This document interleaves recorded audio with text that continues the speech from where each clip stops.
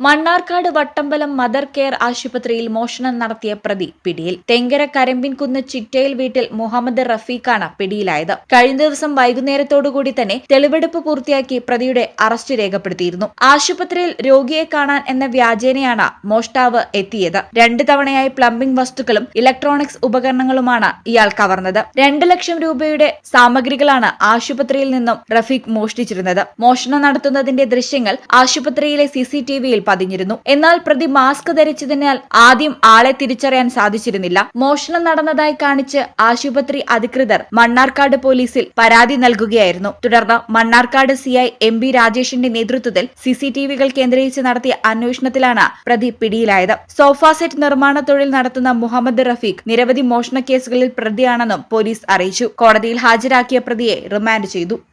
ഈ channel Mannarkkad. BSc optometry ഒരു professional കോഴ്സാണ്.